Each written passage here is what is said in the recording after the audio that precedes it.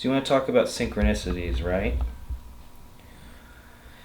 May 23rd at 10:23 a.m. I'm just scrolling through Twitter, and all of a sudden, a name pops out at me. It's Thursday, so there's Folklore Thursday. You ever participate in that? It's pretty great. It's just lots of folklore people throw up. Well, on this day, I see that Chris Woodyard retweeted, "In Somerset, it is said that a child alone in a bluebell wood will be whisked away by fairies forever. If an adult goes into the wood to pick bluebell fairies, it will lead them around in circles for hours, if not days, until someone ventures in to rescue them." I thought, well, that's interesting. Somerset. Must be a Somerset in the UK, right? Didn't really think much of it. Well, that was at 10:23. 10:28, this pops up into my timeline. Somerset is a hot spot for the Fae, and for centuries, my local fairies have held a fair on the Blackdown Hills, first reported in Bovid's Pandemonium in 1684. Yeah. The event includes ribbon peddlers, pewterers, and ale sellers, but beware, guests are not welcome. So that's another Folklore Thursday that popped up into my feed minutes after. So then this pops up. 10:28. In Somerset, angry tree fairies known as oakmen are said to inhabit any coppice growing from felled oaks. Locals know to avoid these thickets after sunset. Another photograph. Going again. Somerset popped up again in my timeline minutes later. Yeah.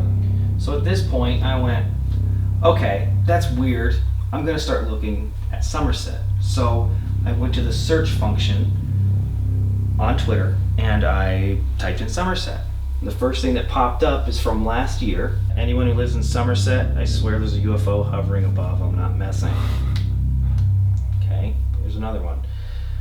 Triangle shape in Somerset, Kentucky on Friday the 21st of February 2014. The legend of Goblin Combe in Somerset as recorded in Folk Tales of England. Briggs and Tongue, 1965. Whole story here about fairies from Goblin Combe in Somerset, England. So by this point, 3 hours had gone by. This is at 1:19, same day, May 23rd. 1691 book, The Secret Commonwealth of Elves, Fauns, and Fairies, is regarded by many as one of the most important works on fairy lore ever committed to paper. The author, it is said, paid a heavy price for his involvement with fairy folk. It's not super thick, but it's like full of the secrets of the Fae, right? So they say that this guy paid the ultimate price for revealing these secrets. You know what his name was? His name was Robert Kirk. Newkirk. You're Newkirk. What are we literally doing right now? Newkirk, and you're like also a gray minister. This guy was a minister in this place. I'm literally an ordained minister. Yeah. My dad was a minister. This guy, Robert Kirk, was dragged away by the Fae because he was giving their secrets away. Which is literally what we're trying to do. It's that idea of a story that continues to play out over and over and over again.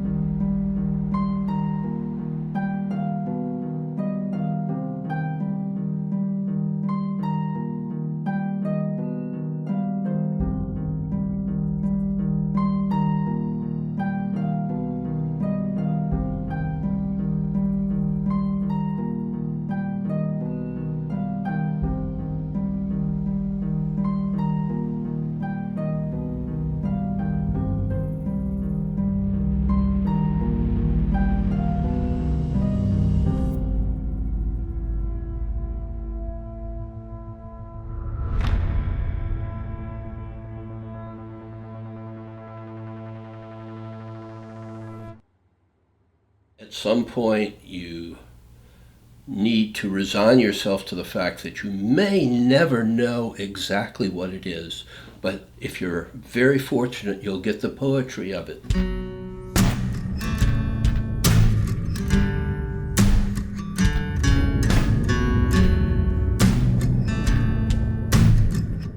It's a transformational experience. And again, I'll refer you to Joseph Campbell and the hero's journey. This is the hero's journey, and it involves going and obstacles and coming back, but not being the person that you were when you started, being greater for the agony and the ecstasy of it.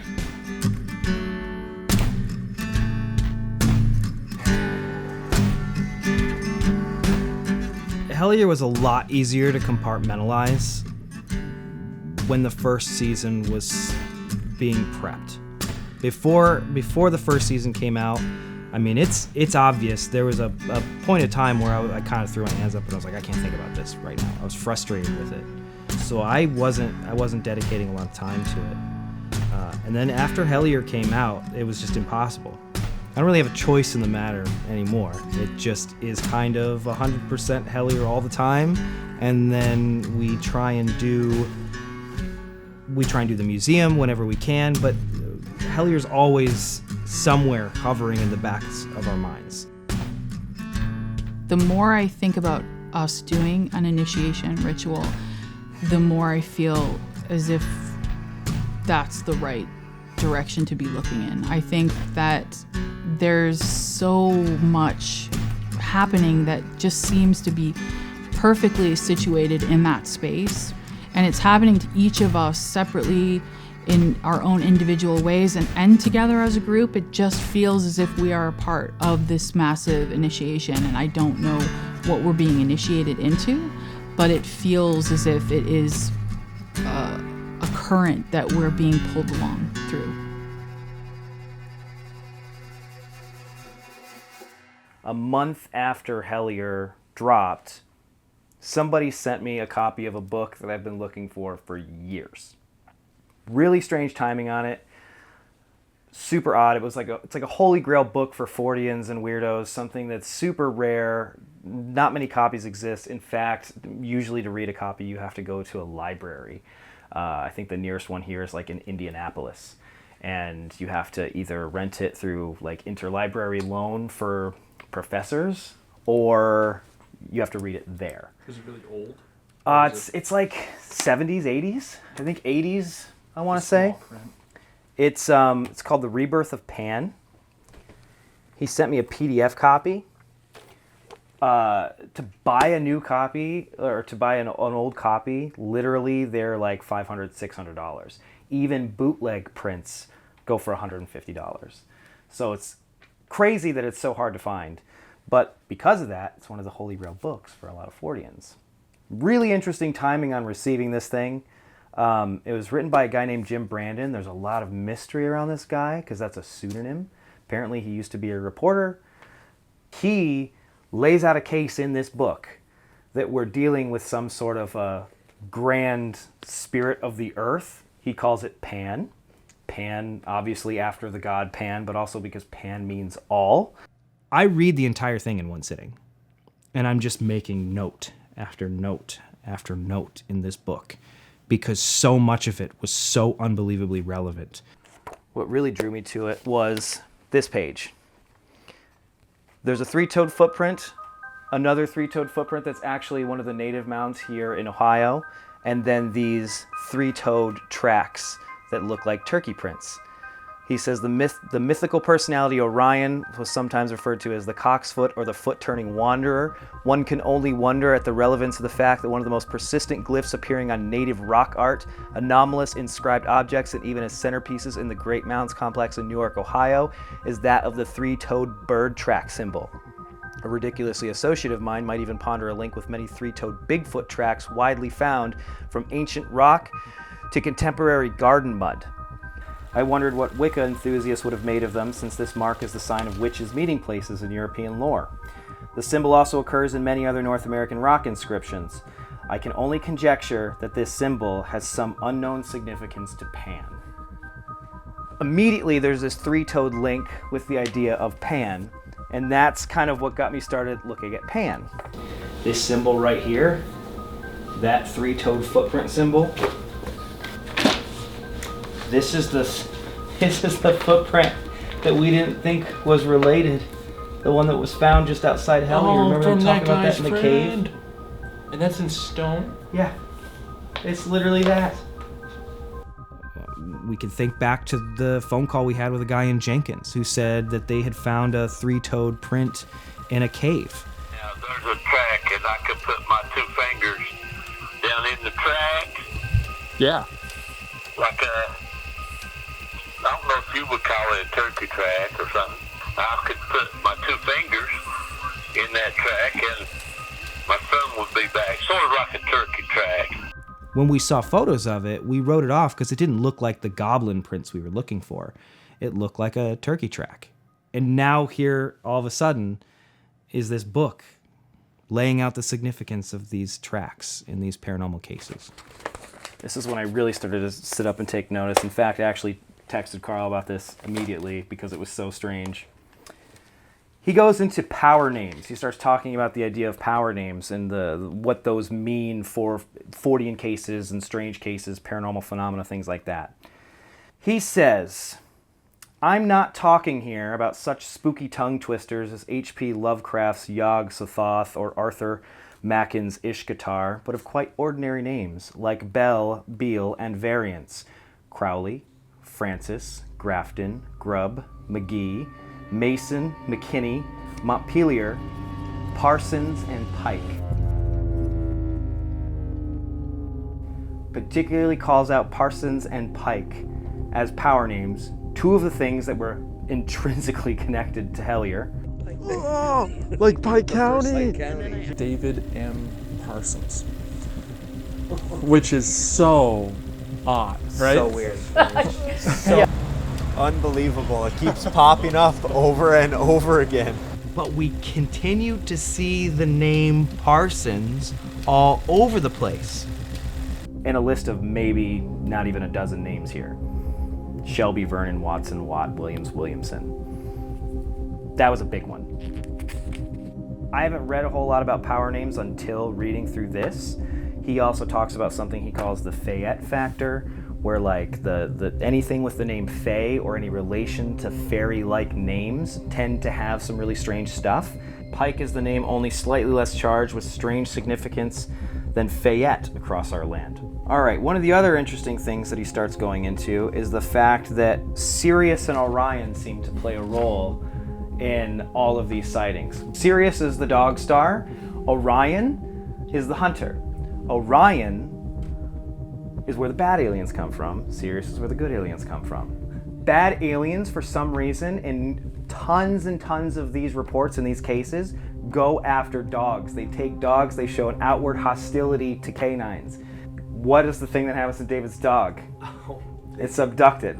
They actively attempt to enter my home in the middle of the night. Last month they took my dog. In the Mothman prophecies, there's a whole passage about people's dogs disappearing during the Point Pleasant flap. Animal disappearances and deaths go hand in hand with the UFO phenomena. In December 1973 and January 1974, there were wholesale disappearances of pet dogs from Connecticut to California. Among my grimmer memories of 1966 through 67 are those times when I knelt in farm fields to examine dead animals, particularly dogs, who had suffered amazingly clean and expert cuts. These deaths were not localized, but came in nationwide waves simultaneously with UFO waves. This pattern has been repeated ever since. Richard Hinckley Allen, the star lore expert, notes that Orion was often, in earlier times, known as the Cocksfoot, or the foot-turning wanderer. Again, 3 toes, the Cocksfoot, the foot-turning wanderer. The Cocksfoot, 3-toed footprints, Orion being at war with the dog star, David finding 3-toed footprints, his dog disappearing. I mean, it's all there. And what's more is that we come to find that Sirius, the star, is sometimes referred to as the blue star, which is feeling more important and significant with Sirius after we found this blue star balloon. Running with that connection, I actually wonder if those dates in February might have something to do with Sirius. We actually reached out to an astrologer on Twitter who had done some really interesting work with some of the dates from Hellier Season 1. And we asked about those specific dates in February, along with the date in June when we found the Blue Star balloon. Wow. We told her the locations of the balloons that were found and the approximate times that they were found. Nothing else. She doesn't know they're even balloons. She knows nothing about why these dates are significant. The 2 dates in February also have a lot of planets clustered in what Stephen Forrest calls the objective fate quadrant of the charts. So that tells me these 2 dates likely involve the same people and events. Definitely similar vibes. Date 1, 3rd of February. Ann Orderly says that sometimes the sun on the south node can bring people in who can help you on your path. If anyone new appeared, then they are probably significant. That's probably you. No, it's Amy. Oh shit! Oh! Yeah, of course, Amy. Oh my god. Yeah, you're right. Oh man. Another thing that stood out to me right away on the first chart of 3rd of February is Jupiter in Scorpio is almost exactly trine to the MC. So Jupiter transiting Scorpio had a lot to do with bringing up hidden things, lots bubbling to the surface, major emphasis on publicly sharing with others. The 3rd date, the 14th of June, has the moon rising in Scorpio. This chart has an interesting grand water trine with the moon ascendant, Mars north node, Mercury, and Neptune. Mercury is out of balance. Because of this, I would guess that this event had a notable emotional impact. This is the blue star balloon. With Mars and Mercury on the end node, I wonder if this was a weird synchronicity event. Moon in Scorpio and Mars in Cancer are both in their weakest signs. I would say this whole chart reflects something to do with restriction or hesitation, careful planning, but with a lot of drive to keep going. I mean, it's pretty spot on for knowing nothing but the dates and times and places. What this person believes, and what a lot of anthropologists believe, is that the very first appearance of Pan was in 20,000 BC in a cave in France, also known as the Trois Frères Sorcerer. Super old, 20,000 BC. This was located so far and so deep in a cave, it was very difficult to come across. And some anthropologists believe the whole idea was to meet the shaman, to meet the sorcerer, the goat-headed sorcerer. You had to go on a very complex and tough journey. Osiris, the Egyptian earth god, ruled over vegetation and the dead, a psychopomp. Right here. Notice the color of his skin. It's green, but he also has horns. This shows up again in Islam. In the Quran, this guy is Al-Qadir. Yeah, he's a trickster prophet. So there you have 2 green men motifs right there. What pops up a little after that in 2700 BC is the steatite seal of India, which shows a horned god doing a yoga pose. Notice he's surrounded by animals. He's a forest god. Cernunnos shows up in 4th century BC. That's this guy right here. This guy didn't have a name until they were taking apart a church in England, and then they found one with an inscription that sailors had left, and then they called him Cernunnos. Notice how similar it looks to the seal from India. 2 completely different places. Herne the Hunter shows up in Shakespeare in the 1500s, wore horns and antlers, had a canine companion. Eventually, Pan is turned into Puck. Puck is very mischievous. He likes to cause chaos, but all of his chaos actually leads to good things. Causes lots of dead ends for people, but those dead ends eventually lead somewhere. Images of Pan surrounded by dancing fae and playing the flute. You see that all over the place. Whether it's, where is it? Right here is one of my favorite images of it, because you see all of the nymphs dancing, and then right over here, just in the darkness, playing the flute, 2 little horns on his head, just outside of the view of everybody else. This eventually turns into this, which is the devil being danced around by the witches. Eventually, Christians took the traits of Pan and merged them with the devil. A lot of old Christian sites were built on pagan sites that were dedicated to people like Cernunnos and Pan and things like that, because they tried to merge the 2 because they knew they would never get the pagans to worship the one god if they still had pagan belief systems. So as these things started to merge, they merged the devil and Pan together. Most of these people didn't really understand because they had no concept of a pure evil. That was not a thing. That was like Zoroastrian dualism that showed up. And then people stopped paying attention to Pan. Pan's actually the only Greek god that ever died. The Green Man, Lord of Vegetation, growth, rebirth, things like that. Those are all tied in with Pan. So we start to see Pan everywhere in all of these different religions over and over and over.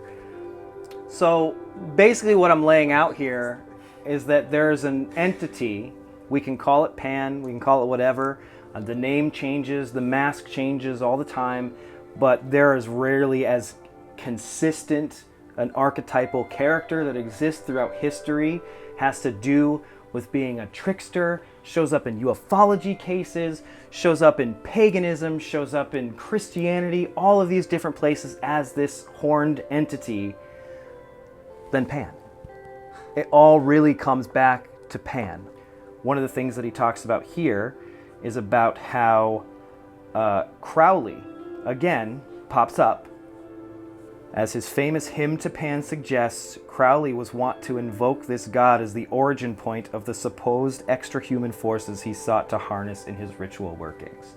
Crowley was literally invoking Pan in order to speak to Aiwas, ultra-terrestrials, any of these entities that we're actively trying to speak to. He always coordinated with Pan to do that type of a working.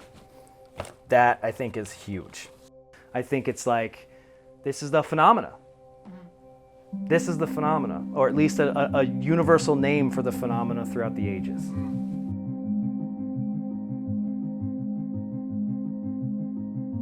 One of the things I started doing in the weeks leading up to this was something that the best way I can describe it is like pressing my energy out or extending an energy grid to the Somerset area during my meditations with the intention of sort of feeling out the vibe of the general area and just seeing if I pick up on anything. The area felt less tethered than normal places. It felt really weird. It didn't feel like Hellier. It felt a little bit different, but it definitely had like a sense of feeling much less tethered than like our waking reality, than maybe just even being here in this room.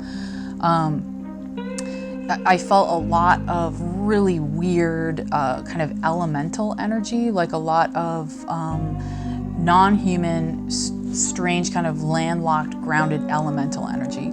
I had definite senses of feeling like there was something kind of primordial or almost ancient there in that space. Maybe it's everywhere, but for some reason, again, because that spot's so untethered, it felt very clear. It was ringing out like a bell, almost like the place had been hit like a tuning fork. Again, when I kind of mentioned earlier about saying that it felt like a hub, it feels as if it's an intentionally important spot, like that there's, whether it has to do with the mineral deposits or whether it has to do with the location itself, it felt as if the spot itself was the important part, like that spot specifically would become some kind of a hub.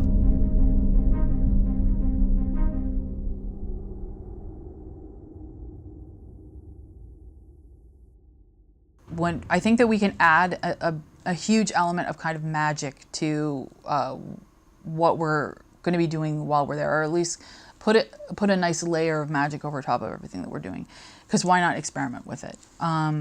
So I made a couple lists of things that we can do when we're there, and the very first thing that I think that we should do when we get to the cabin is, I think that we need to make, and I'm using this word just for the sake of having a way to explain this, but I think we need to make a fairy altar, some sort of a fae altar, something that basically is going to be continuously pumping out some kind of a welcome and just letting whatever potentially is around us kind of get to know us and know that that's what we're there for. So it's an intention that's constantly kind of emanating out of our space. So some of the things that I collected for that space would be milk, honey, cinnamon, cakes, white candles, things that have like traditionally appealed to the Fae.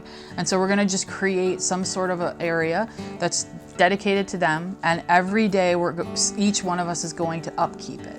And so that just means changing out the milk and honey, putting a different piece of cake on it, maybe lighting a candle, just something different every single day, just to let them know that we're here, we want to communicate, we're here respectfully, and that if you're comfortable, this is where, you know, if you want to come and hang out with us, this is where we are. This is our hub. So the other thing that I'll be doing is when we get to the cabin, I have a certain herbal blend, and it's going to clear out some of the energy from maybe the people who were there kind of partying, being loud, and being generally kind of scary to potential fae folk. And it's just going to clean out that stuff and, again, lay a really nice foundation for communication.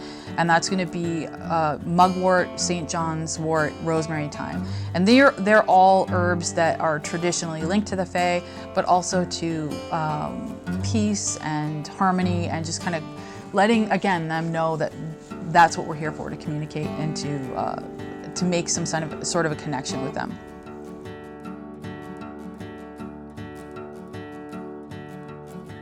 One of the things I'm going to have to do when we get to the cabin is I have a list of things I want to go out in the woods and find, and they're just going to be things that we can place on that specific altar. So toadstools, which are they have a huge association with fae, especially in the Celtic traditions. Clovers, bluebells, honeysuckle, those are all really associated with fae. So having them kind of naturally be placed on the altar from that specific area is kind of another way of letting them know that we're here and we're recognizing that they're also here. I have limit the amount of meat that we eat if we can possibly do that. Try to be barefoot as much as possible. Each one of these steps is a way to kind of let the phenomena know that we're there to communicate and to learn as much as we possibly can from it.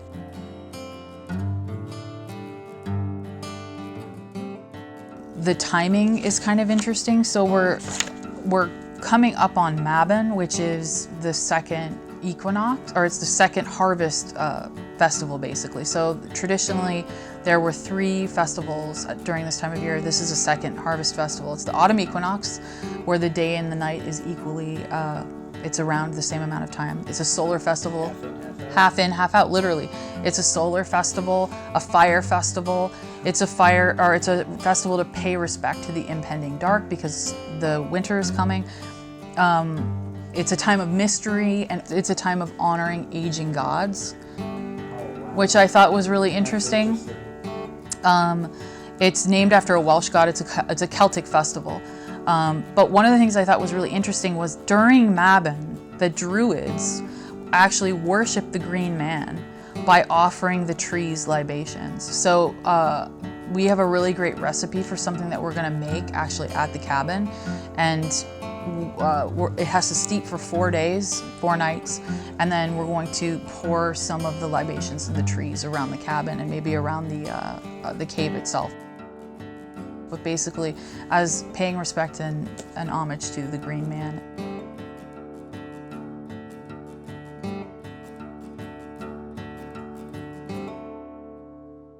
Being in Somerset with the whole gang made it real. This was obviously something. There really wasn't any turning back from the case once we were all there together. You're surrounded by it, and you realize you're in it. It was one of those very surreal feelings of understanding that we're in it now. This is the time to find out what's going on.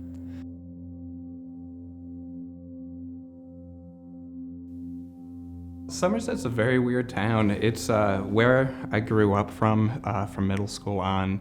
And, you know, when you're younger, it's an awfully oppressive town. There wasn't, as I mentioned, a lot to do, very religious-based. But we've gotten older, it's gotten a lot weirder, to be honest. There's always been weird things, but this town's not really talked about a lot of it. There's a lot of underground conspiracy theories that you hear in high school and stuff. But the further we got into the paranormal stuff, and especially now that we've opened the museum, the more people locally have weird stories about the area. I was excited because Kyle was something that we didn't have in Hellier. We didn't know anybody in Hellier that we could ask about local legends, who was comfortable enough to talk to us. It was really hard to get people to open up. So now we have this guy with this paranormal museum right in the middle of town that I already have a rapport with. So I was very excited to get his take on Somerset. We didn't outright tell him what we were there for. We just kind of said, hey, we're passing through, because we were still trying to remain pretty low key. But we asked him, what are some of the stories that you get here in Somerset? I mean, ghost stories, of course, but Bigfoot sightings. We had a flying stingray seen in 2015. We have a ghost train that is in the area. We have a church that has gospel singings in the middle of the night. There's secret cults that we hear of. It's just the perfect place for a hub of weird things. If we were going to go looking for UFOs or head into some caves and look for these creatures, would you have any advice for us?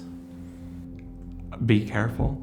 The area specifically I've mentioned on Short Creek is, all people aside, it is out in the country, so you'll get weird people, and all ghosts aside, there have been numerous weird things about it. People always say that they feel watched there. They have had people watched, literal people watch them from the woods and stuff. So just it being out in the middle of nowhere. There was another thing that Kyle alluded to, but was very cautious about saying. He kind of stopped short of telling us about some of the seedier paranormal stories. Stories that potentially involved some secret society in this town. I guess tangentially related, and if you don't want to talk about this, that's fine.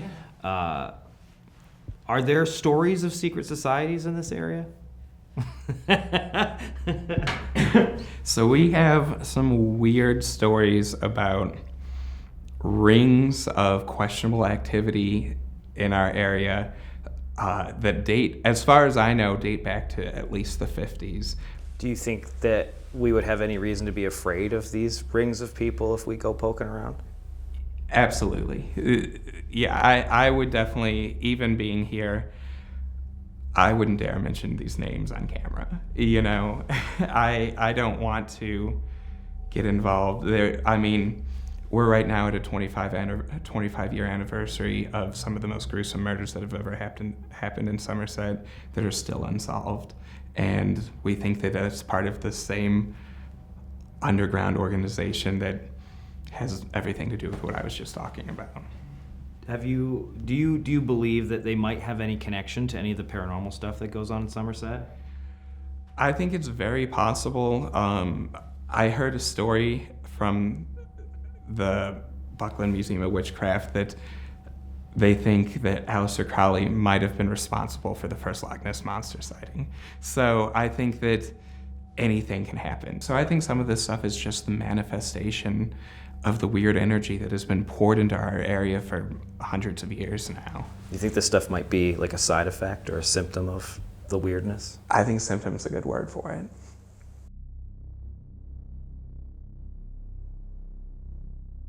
Kyle was very excited to introduce us to his friend Nate. He'd been working on a podcast that was basically a year in the life of the town of Somerset, this area. And he had a lot of really weird stories. Everybody always says, well, Sedona has the highest number of UFO sightings in the U.S., So one night I was like, why? Why is that? And the reasoning behind it, obviously, which you guys are probably familiar with, is that it's the quartz. There's a 2-mile long deposit of quartz underneath the desert. It even comes out of the dirt when you're there. You can see it in the ground. And that, what some people say is, it's affecting people's brains and causing them to see balls of light. Not UFOs, but just distortions of light.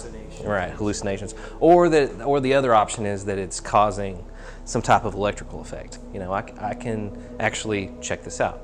You can go to NASA's website and you can download any type of satellite map. So I got the electromagnetic map. Immediately there was this 3 hotspots. One was in southern Alaska. The purple was the peak, right? Like really, really bright purple. So it's southern Alaska, Sedona, Arizona, and then the southeastern United States. So I zoom all the way down, and it was fucking Somerset, Kentucky, right? Nate started out talking about him looking into geomagnetic anomalies in the area, which immediately I was like, oh, score. There's another person looking into this, and they see the significance of Somerset. A lot of studies have shown that places that are considered holy places, where people have a lot of spiritual experiences, have high geomagnetic anomalies that may be affecting the brain. Literally what the God Helmet is built to do. But Nate was finding stuff that I had no inkling of. This whole region that is the Pennyroyal Plateau stretches from like Elizabethtown, Hopkinsville, that area, up to Lexington, over to eastern Kentucky. So really what's right over top of the Mammoth Cave system, right, is the Pennyroyal Plateau. Turns out the Mammoth Cave system sits right below Kentucky, the center of Kentucky. And, you know, there could be a way that this is all connected. There are two large deposits of quartz in the world.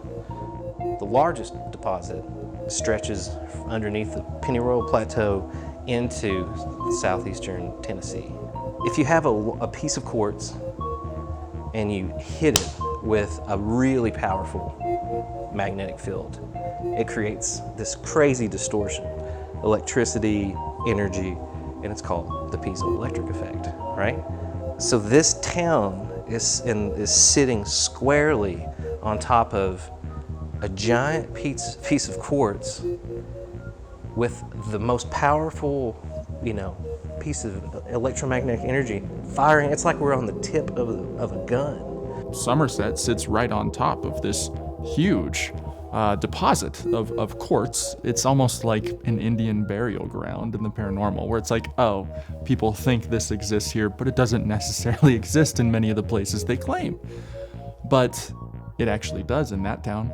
And you can even see, because the actual Van Allen belts dip down over top of this region, right, to try to touch that magnetic field that's. So basically you're seeing space and the earth trying to touch each other right here in this place. Yeah. Which causes all kinds of crazy. That's wild, right? Out Highway 39 is a super strange place. People see all kinds of weird stuff out there.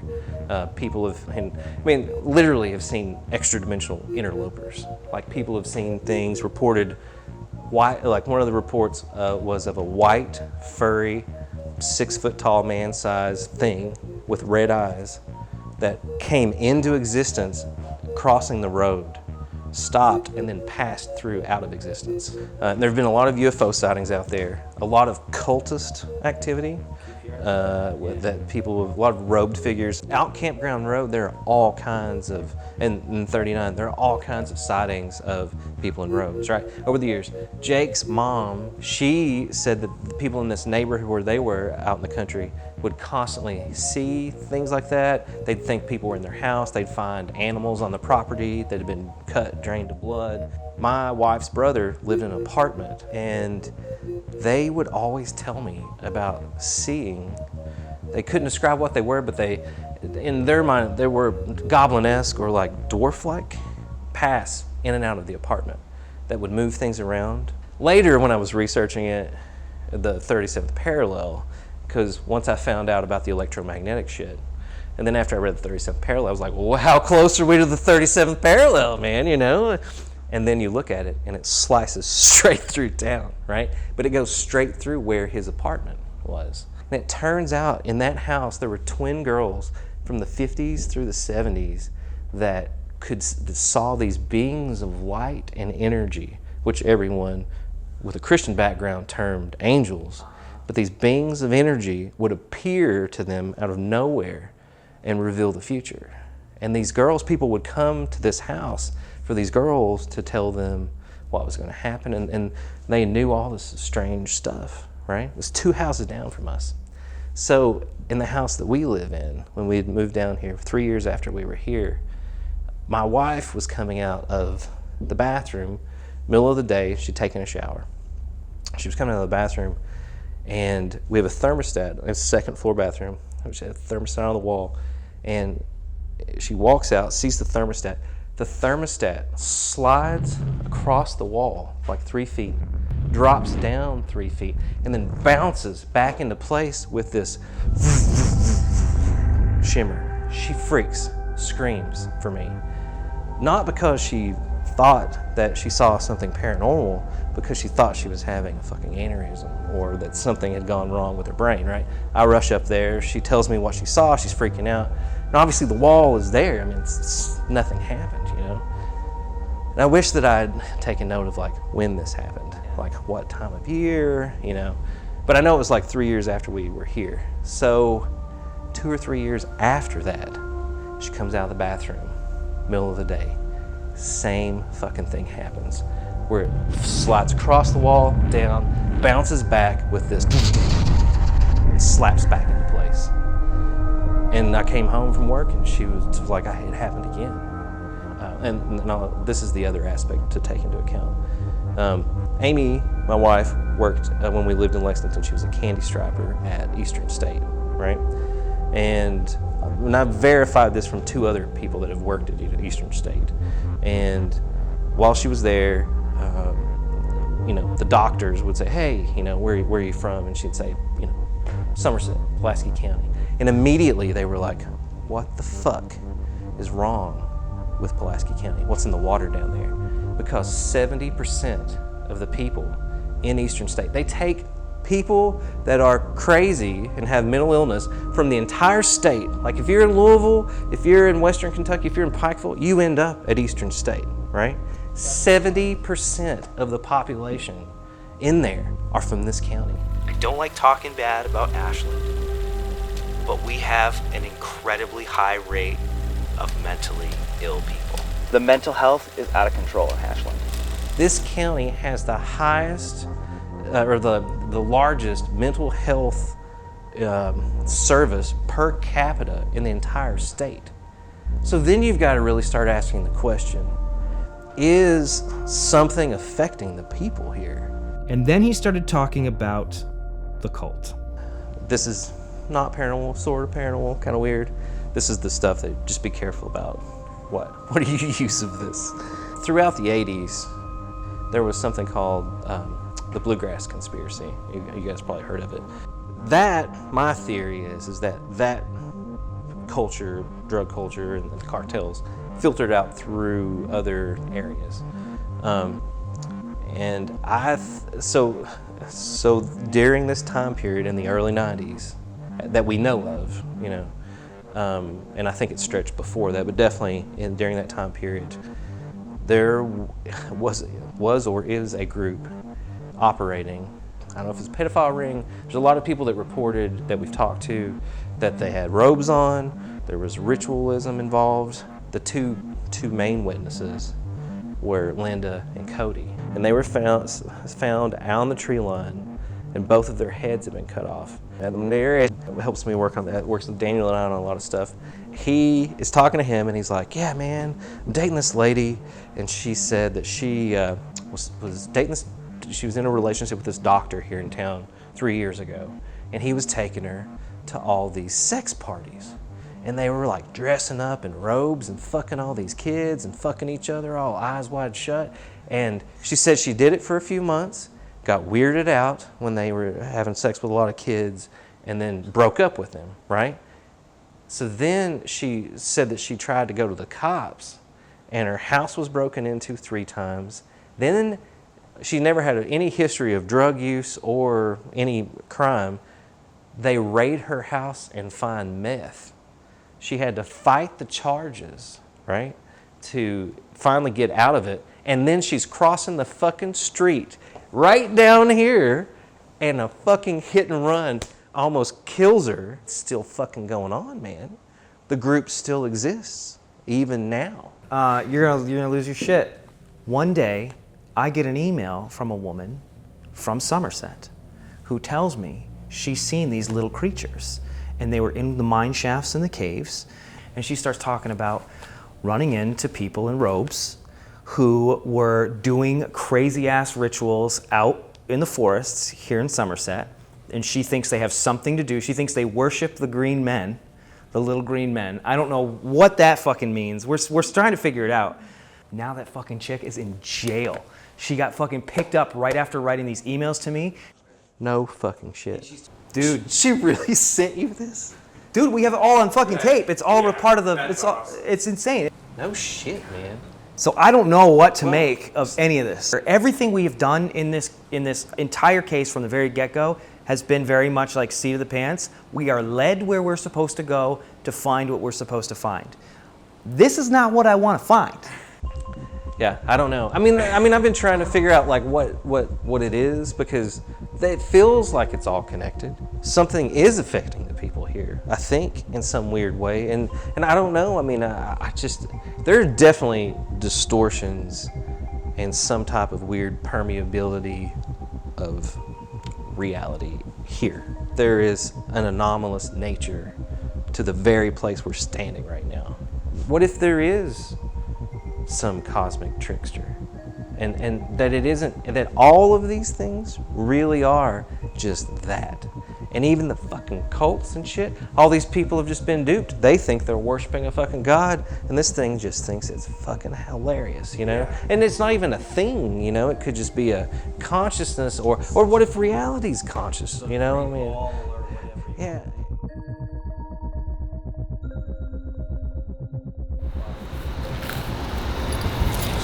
That's really scary. It's really scary. The whole conversation is really scary.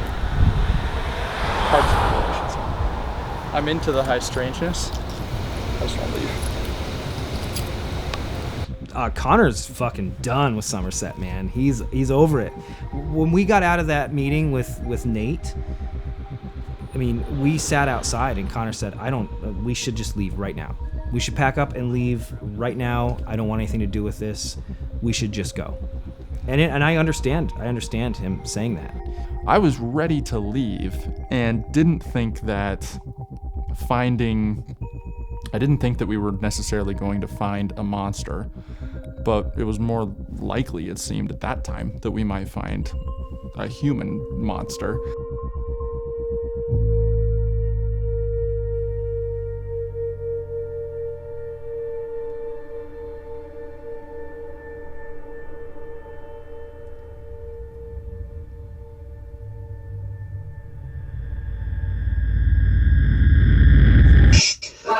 Hi. Hey, Amy.